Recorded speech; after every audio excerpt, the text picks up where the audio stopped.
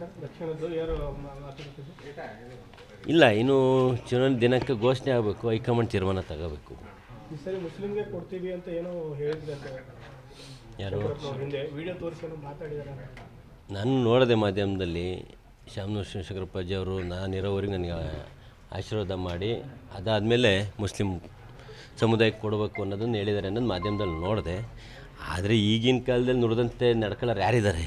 ಗ್ರಾಮ ಪಂಚಾಯತಿ ಮೆಂಬರ್ ಏನಿಲ್ಲಲ್ಲ ಕುರ್ಚಿಗೋಸ್ಕರ, ಹಂಗಾಗಿ ನುಡಿದಂತೆ ನಡೆಯೋರು ಯಾರಿದ್ದಾರೆ ಈಗಿನ ಕಾಲದಲ್ಲಿ? ಹಂಗಾಗಿ ಅಪ್ರಸ್ತುತ ಅನಿಸುತ್ತೆ ಈ ಸಂದರ್ಭ.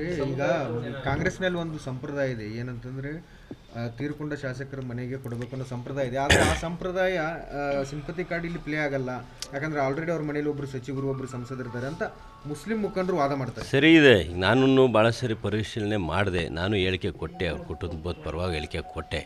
ಆದರೆ ಈಗಾಗಲೇ ಅವ್ರ ಮನೇಲಿ ಒಬ್ಬರು ಮಂತ್ರಿನೂ ಶಾಸಕರು ಸಂಸದರಿರೋದ್ರಿಂದ ಒಂದು ಅಲ್ಪಸಂಖ್ಯಾತರಿಗೆ ಕೊಡೋದು ಉತ್ತಮ. ಯಾಕೆಂದರೆ ಈಗ ನಾವು ಶಿಗ್ಗಾವಲ್ಲಿ ಗೆದ್ದು ಬಂದಿದ್ದೀವಿ, ಅಲ್ಪಸಂಖ್ಯಾತರು ಒಂದು ಕ್ಯಾಂಡಿಡೇಟ್ ಕೊಟ್ಟು, ಸುಮಾರು ಎಲ್ಲ ಕಾನ್ಸ್ಟಿಟ್ಯೂನ್ಸಿಯಲ್ಲಿ ಒಂದು ಸೈಡ್ ನಮಗೆ ವೋಟರ್ಸು. ಹಾಗಾಗಿ ಅಲ್ಪಸಂಖ್ಯಾತರು ಕೊಡಲಿ, ನಾವು ಬೆಂಬಲನೂ ಕೊಡ್ತೀವಿ, ಹಣಕಾಸಿನ ನೆರವೇನೂ ಕೊಡ್ತೀವಿ.